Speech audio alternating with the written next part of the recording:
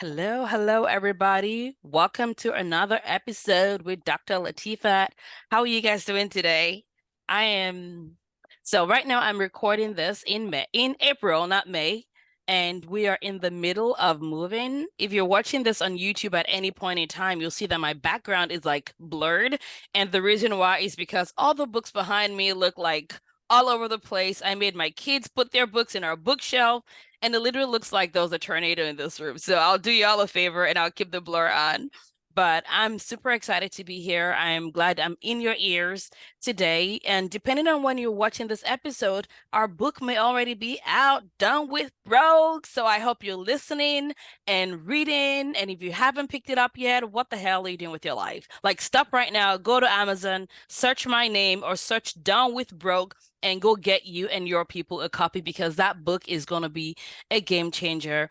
And I know that not just because I wrote it, so I may be a little biased, but also because I've heard from some amazing humans that have read the book, and I am literally mind blown by their feedback. So I want you to have all the money. I want you to learn wisdom and tips that's going to help you succeed. And that's why I want you, even if you're not a physician, to have the book in your hand.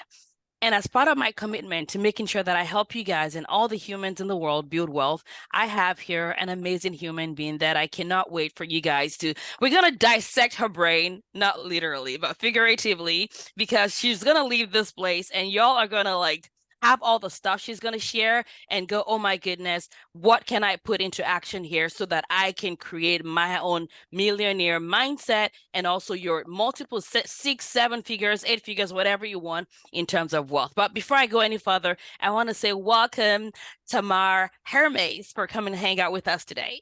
No, thank you for having me. I'm so excited to be here How are you and to doing? share. I want you to dissect my brain. Not figure like if people are listening to this, they're like, this is my first episode, and she's talking about like doing anatomy dissection. We're not doing that. We're talking about figuratively because when I bring people here, it's because I love their brain and I want you to get a piece of it. So tell us about you, who you are, and why we're here today. Ooh, okay. How long do we have? Because I'm Uh, only all 25. right, we'll make it the short version. You and I will um, talk forever. so yeah, we had to turn on the record button because we were just chatting away and then realizing, oh, we're supposed to be recording a podcast and being here with you. So I am a full-time investor and coach for women, have run a high-level mastermind for women, and my work involves women investing in real estate and learning about finances similar to you in that regard, and really looking at a lot of high-level strategy and getting into the reason why we all need to invest in real estate. I started investing when I was 29, and it was an accident that I bought my first duplex. And it was a happy accident because I realized that so much more money could be made through real estate than a lot of other options that I had been exploring. And I feel so grateful to be here with you and with all of your audience to share everything that is in my brain and to give it all away to you. I love it. I love it. I am curious about your before, I guess we'll call it BR, before real estate life. What was your background and what did you think you wanted to do when you grew up? Like, what was your plans for the future? Such a good question. So I was one of those girls slash young women who had no clue. And I also didn't even realize what I was good at. So I was really challenged. And the best thing that I can say about all of that is I had tenacity. I was determined. I wanted to create a better life. So I stuck with it even when it was uncomfortable and icky. And I became after college, I became an executive in television, and I worked as a writer, producer, and editor for advertising. And I did that for over 10 years, and then just realized that I did not want to trade time for money, that I didn't want anyone to dictate my schedule. And I was determined to figure out what that life looked like creating and how could I do that. And so that's when I really started to think about, okay, how can I lower my monthly expenses? How can I make more money on my money without working? And both of those answers led me to real estate. I still had other careers after that and did other things.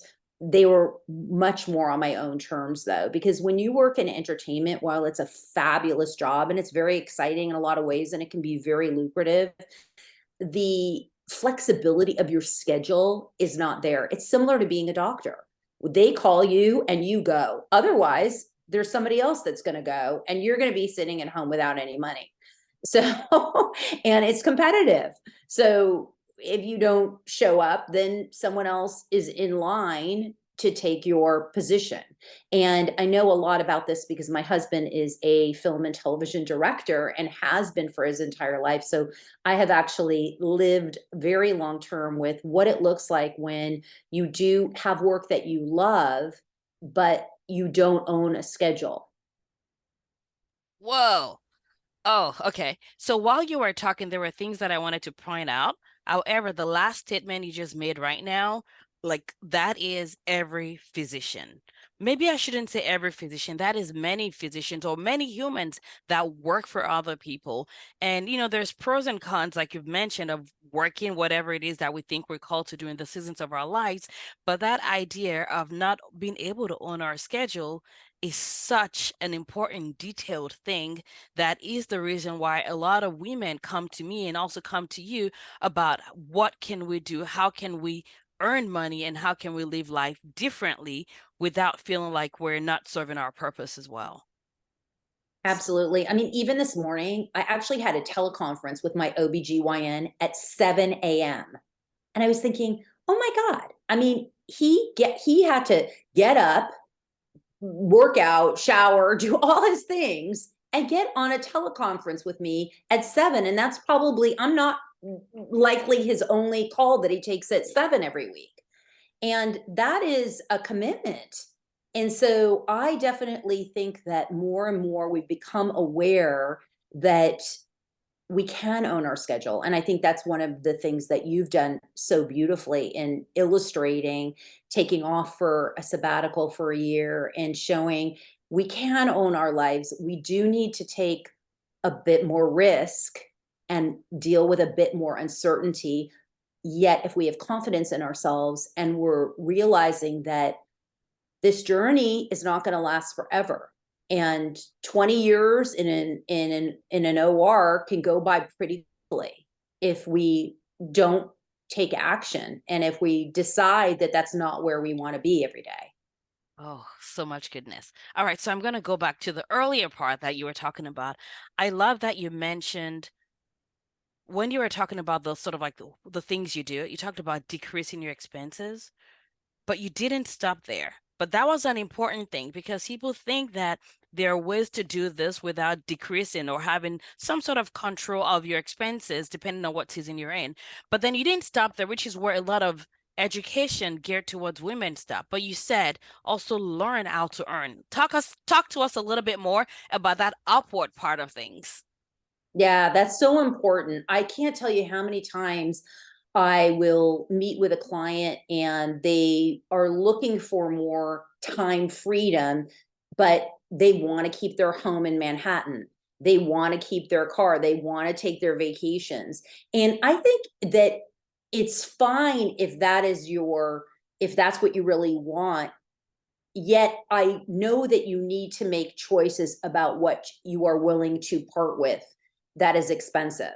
And it's so critical to have that relationship with money. It's not even that you don't believe that there's an abundant amount and there'll always be enough. It has to do with creating that momentum of money. Because let's face it, if we didn't grow up with money, we don't have an unlimited supply until we can start creating and generating the unlimited supply. And so we need to make choices. And for me, I think one of the reasons why I was able to be very successful with money and growing wealth was that I always had a very good barometer for what I needed, what I really wanted to spend money on, and what I was willing to do without. So until I was 40, I don't think I bought a new car. I never bought a new car. I didn't understand. I didn't care. I didn't care about the new smell. It was, to me, just a waste. And so think about how many hundreds of thousands of dollars really I paid over all those years from 16 to 40, never having a car payment. And that was just not important to me. And I drove Mercedes and BMWs. They just weren't new. So that was a big one. Cars are the worst investment we can make. Now, today I drive a Tesla, but at the point when I bought the Tesla, I could afford to pay cash for that Tesla. I didn't, but I could. And so at that point I was ready to. So those are just, I just always had a good idea. Vacations, I didn't need to stay at the Ritz-Carlton. I could go, to me, it was more important to be able to go to the place and stay at a clean hotel, but I didn't need a 5-star hotel. So all those things really add up. And I think that the fact that I was able to navigate all that really made a big difference in terms of being able to keep more and invest more to make more money ultimately. So now can you stay at the 5-star? I can stay at the 5-star. I just did that actually in India, and a 5-star hotel in India, the best hotel in India, was around 600 a night. And there are ones that are more, but for the most part, that was more than enough for me. It was, and it included a lot of perks. However, the first part of my trip to India, I was doing philanthropic work, and then I was not staying at those 5-star hotels. So I will again balance it out. I'm always doing that. I'm always juggling, and I'm always looking for ways to save money. So I'm always looking at tax advantages. And anyone that's listening to this, I always cite this example. If you're making $1 million a year and you're paying 40% in taxes, you're left with 600,000. If I make $1 million a year and I'm only paying 10%, I'm left with 900. That's a huge discrepancy in terms of how much money is there. So it's not only about how much you save, it's also, how much you make, how much you save, and how many strategies you can implement and learn to navigate. I'm loving this conversation, as you can see. If you guys are listening on audio, you're missing like my facial expressions. I'm here like, yes, yes, yes, like, yes. And this is why this conversation is so important. When it comes to money and wealth building, there's a fallacy of a huge light at the end of the tunnel, right? And for a lot of physicians, we've gone through training, we spent like 20 something years, like 30 years of our first 30 years of our lives. It's like spent investing our brains in this education and the witch of this education. And so when a lot of physicians finish, there's a thought of now I'm done and automatically I should have wealth without doing anything. Unfortunately, though, from a financial space where usually when we're done with training, our net worth is like multiple 6 figures negative, unless you've had parents or family or things like that pay your tuition. Average student loan is like $250,000, right?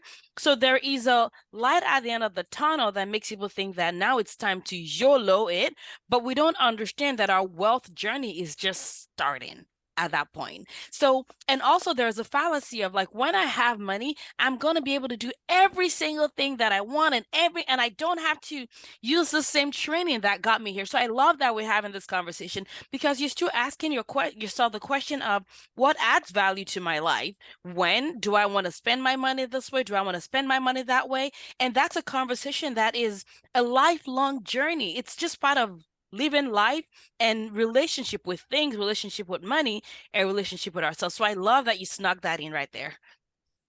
Yes. And I love money and what it can do and all the good that it can do. And I see money not as the root of all evil. I think it's the river that waters growth.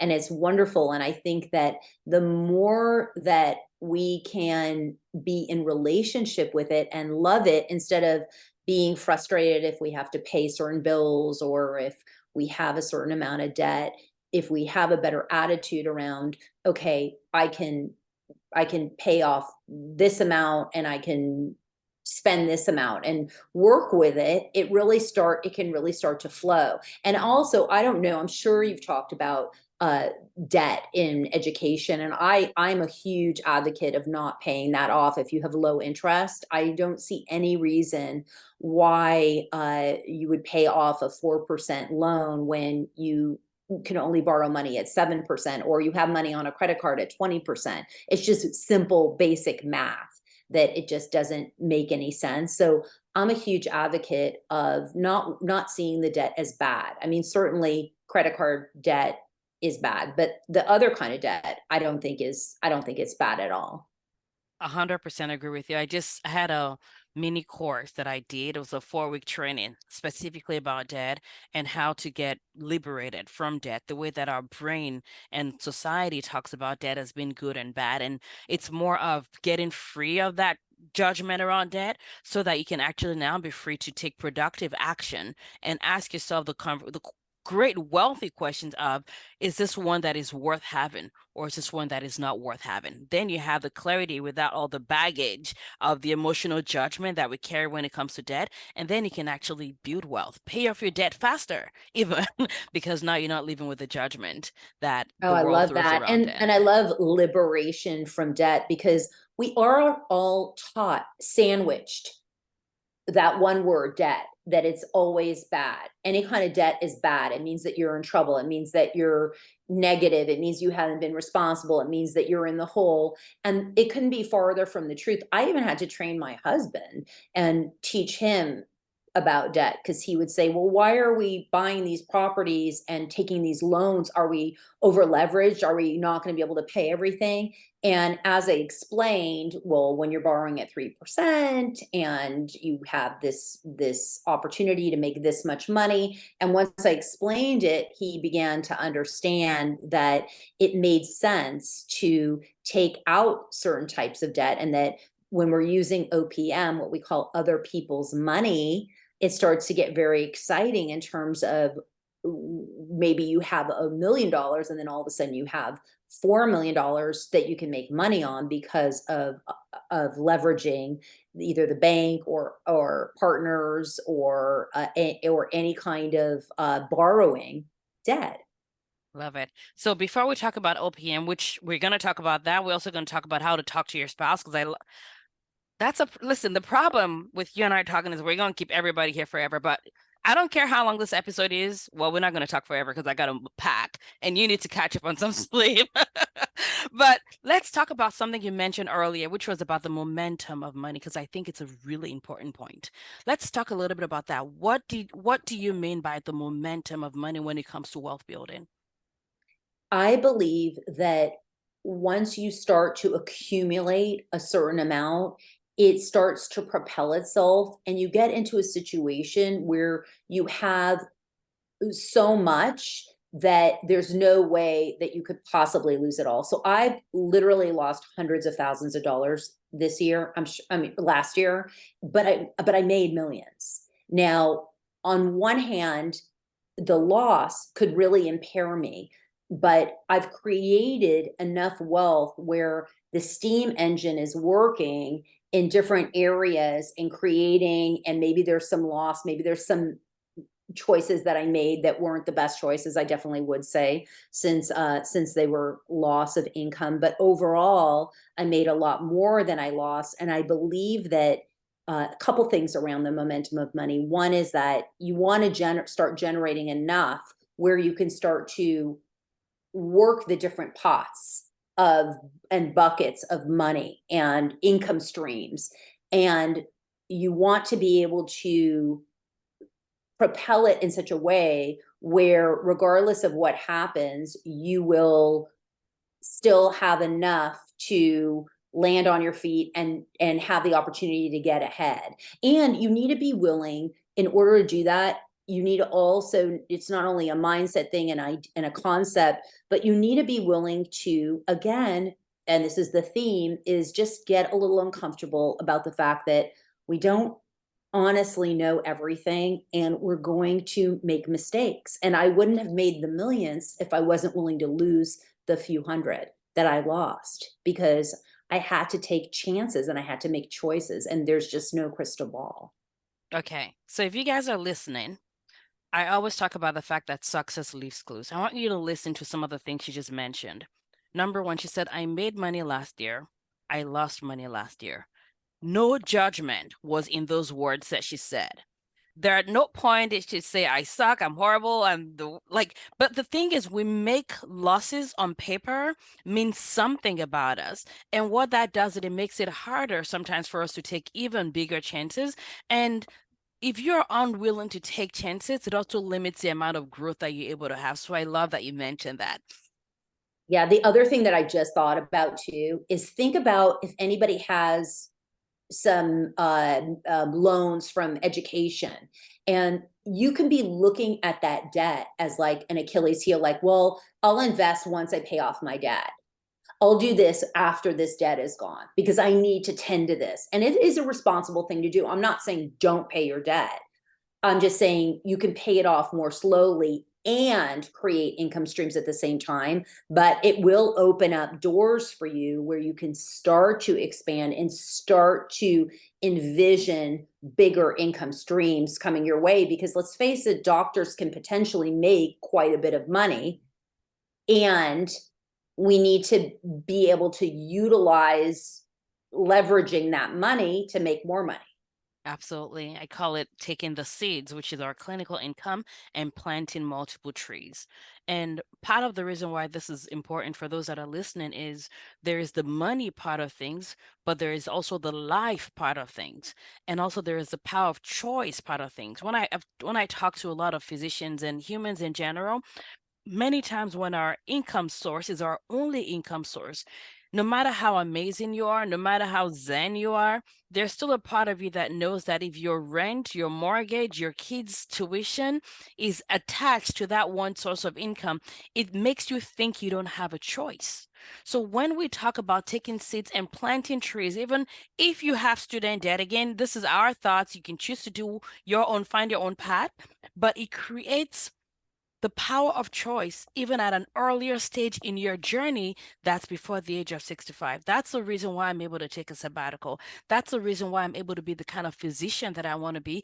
It has helped me decrease my burnout significantly because there's something about the power of choice that helps you know that I'm not here because I don't have a choice. I'm here because I want to. And that small distinction is so powerful for us as physicians and humans in general that I want you guys to make sure you're taking a note of everything that we're talking about today. Boom. That's just what I'm going to say. Boom on that. Rewind and repeat that. Rewind and repeat and take notes and take actions and leave a review and share with other people because we want everybody to have all this stuff. So I love that. So now let's go to OPM. What do you mean by other people's money, and how can people start to, and this may be your first time hearing this idea. I want you to, everything I talk about on my platform, I want you to be open-minded, learn, and then choose your own recipe yourself. So let's talk about what OPM is. So OPM is other people's money. And that can be as simple as anyone that owns a house, you likely didn't pay cash for that house. You have a bank loan.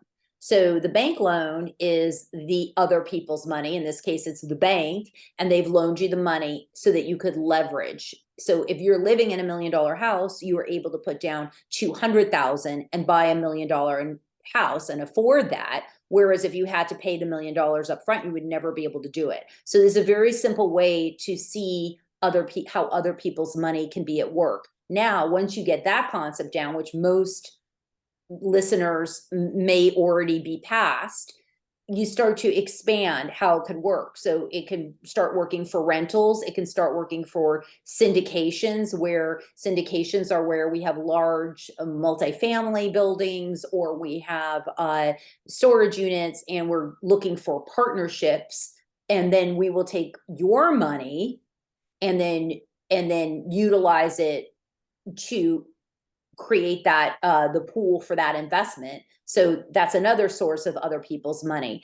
And there's so many partnerships and ways in which we can utilize partnerships. If you ever, let's say you're going to buy a building and you don't feel that you can afford it, a medical building, let's say, you can find a couple partners and you can do it together. And if you do something like that, though, I would highly recommend that you stay 51%. Just saying, that's kind of a little key in business and in real estate. 51% kind of rules the roost.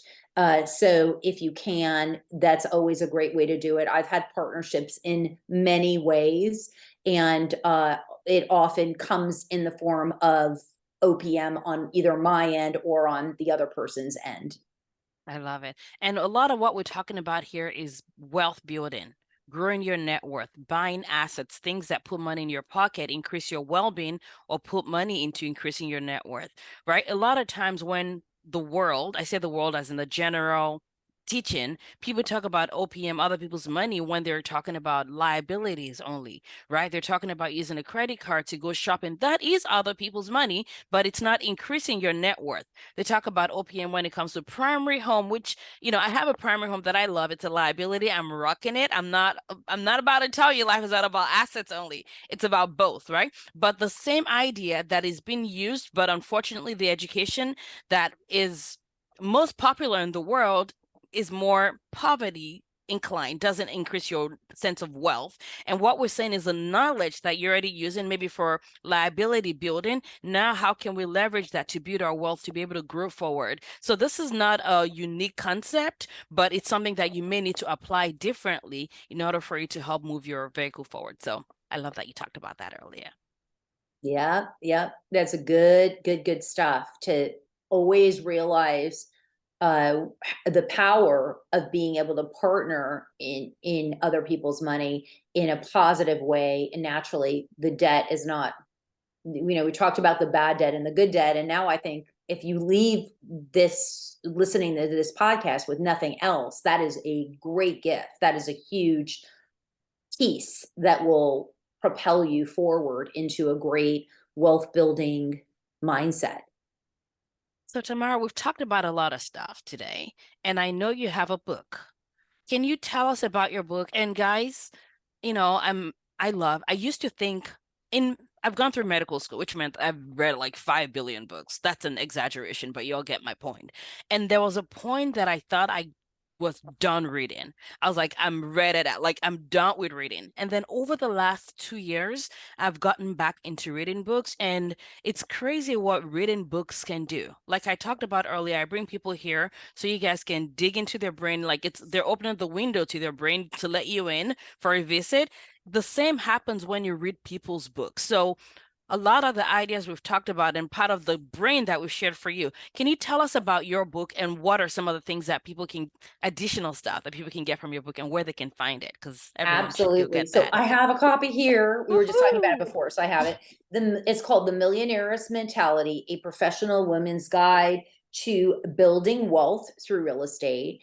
And it is available on Amazon, or you can just go to tamarbook.com and get the links there for everything. And there's free gifts and all kinds of goodies to help you along your journey of wealth building.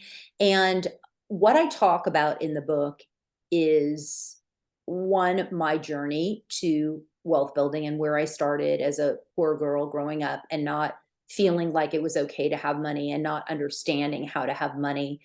And then the transformation of figuring out the opportunities that were available to me through real estate, and then going through chapter by chapter of different strategies that you can utilize to buy real estate and how it works, and the tax advantages and the opportunity for growth in wealth, and how all the numbers work, and how anyone can do it as long as they believe that they can and is willing to look at basic math, because that's really all it is. It's really what you buy it for, what you can sell it for, and what your expenses are.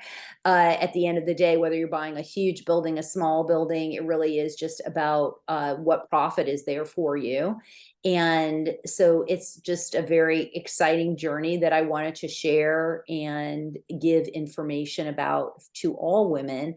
I've seen this even when you were talking about how our primary home is a liability, which is kind of coined by Robert Kiyosaki of Rich Dad, Poor Dad. He always says, well, if you're living in it, then it's really, you're not making money on it, so it's a liability. I tend to think, well, if I'm living in it and it's appreciated substantially and I can't live anywhere else for less, then to me, it's not really a liability.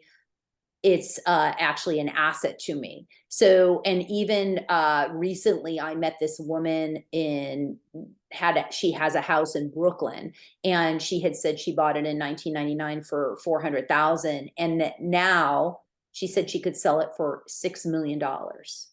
So I'm sorry, I ain't calling that a liability. She's been living there, but if she needed that home. That's a lot of equity. That's a That's a lot of lot. equity. A lot of That's equity. money. That's a lot of equity. That's a lot of equity. I love it. I love it. So, with your group and what you do, so I know you have a mastermind.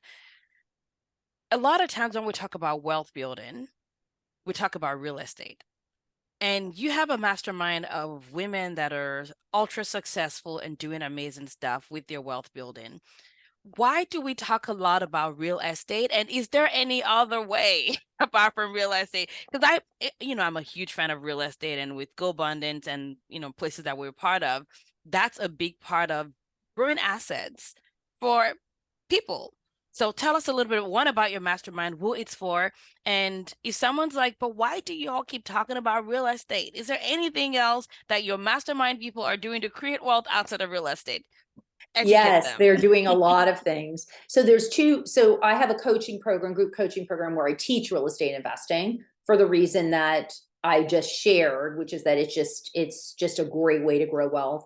In the mastermind, where women are already at a multi seven figure net worth, we are doing a lot of other things. So uh, part of the juice in feeding a real estate portfolio and in growing wealth has to do with having a business that makes money.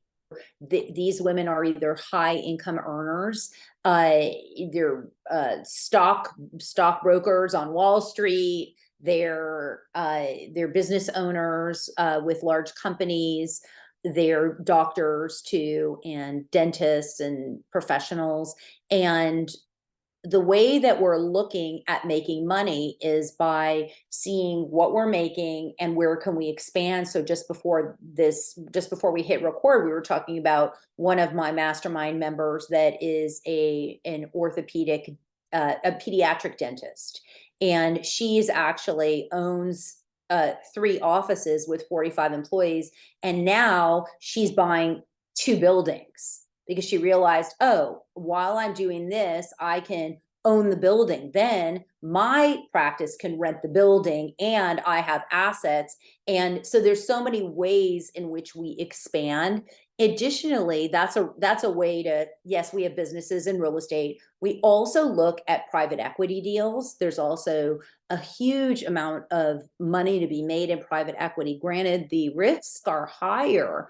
However, the returns are really great. And if you are willing to play the long game, because generally, if you think of, if I would have approached you 12 years ago and asked you to invest in Uber, you may have said, what is that? What?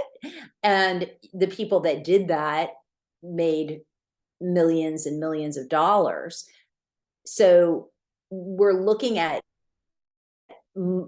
multiples that are well beyond even real estate. We're looking at 10x, 20x, 50x multiples in private equity. So those are exciting places to invest. There's a lot of people are doing crypto now, which is, I always say, it's the Wild West. And there are people that are doing very well with it and believe that it's the future. And these are all exciting opportunities that you can explore. And one of the main things you need to do is be able to get access to them through people that get to know people and connections that we all work on to expand. So that's part of what we work on together. I love that. And that's part of why I loved the idea of the momentum of money. I may need to do another episode on that actually, because I think it's such a powerful point. There are seasons, even in wealth building, right? When you, and the hardest part is starting. with anything, because when you start, it doesn't look like it's making much of a difference. It doesn't look like anything is happening. But just like compounding, right? If you look at, if you're investing $1 a day and see what happens after 10 years, you would be amazed. The same thing with this, but the key is we want you to get started. And that's why we talk a lot of this, people were talking about, they did like, businesses and real estate and stock market and all those stuff. But once they got to that critical mass, right? You get to that critical mass, and then you're able to have, I call it more fun, to be honest with you, especially if you have a good relationship with money where your identity is not based on it. Like I talked about Tamara sharing that, oh, I lost money or whatever. Like those are the results of a good relationship with yourself and a healthy relationship with money. When you get to that space, then you get to have so much fun. So if you're listening to this and you're like, well, I'm just getting started, get your crap together and get started. Stop quitting. Stop stopping. Stop getting discouraged. Like, get into the groups, get into communities that are going to foster you to keep going, because the hardest part is starting. But if you keep quitting, you're going to make it harder for you to get to the critical mass where you get to have all the more fun that there is to have. So I want you to check out that book, because it's a low hanging for, like, literally, you have my permission to pause right now. Go on tamarbooks.com, go on Amazon, go find the Millionaires um mentality. Mentality. Yes, and search for Tamar, Tamarhermes. We'll have a link in the podcast note, but go stop right now, go find her book. And if you're listening to this after May 2nd, while you're shopping for her book, find Done with Brooke as well. We want you to get the tools. We want you to be an expert. And a part of how you do that is by learning from people that have done what you want to do, because success really leaves clues. I've probably read about 10 books already this year. Like, it changes your life when you read books and take a peek into brains that you admire. There's nobody that's perfect. I'm not perfect either. There are things about me that you're not going to like. You may hate the fact that I love to dance, but the bottom line is there's stuff you can learn from everywhere. So go learn that and go create your recipe and go serve the humans in your life that you're born to serve. That's what this is about. And that's why Tamara and I are here hanging out with y'all instead of doing other things we could be doing in the world today. I love it. Boom, boom, boom. Boom, Yeah. boom, boom. And the other thing too that occurred to me when you were saying, oh, and that I had such a healthy mindset about losing money, and I have to say, it wasn't great. I wasn't happy about it, and it also helped me come to terms with my relationship with money at a deeper level, which is that I am not my money. You are not your money. You are valuable whether you have less money or more money. You contribute to the world whether you have less money or more money. It's not, we hold money in such high regard in our society. We create a situation where people are meant to feel that they're less than because they don't have money. That's how I felt as a child. When I was poor, I thought, oh, I'm not as good as all these people that have money, because that was the barometer. That's how this system's been set up, and it's rigged to keep you small and make you bad. And it's not true. It's not true. And all you got to do is, when you lose a little bit of money, you start to see, hey, you know what? I'm still standing. I'm still the same person I was before. No one can take away myself and my ability and my heart and my soul and my life. It gave me goosebumps. Thank you. I think we're done. I have no more words to add to that. I mean, you're making me tear up actually, because it's so, I mean, that's what it's about, guys.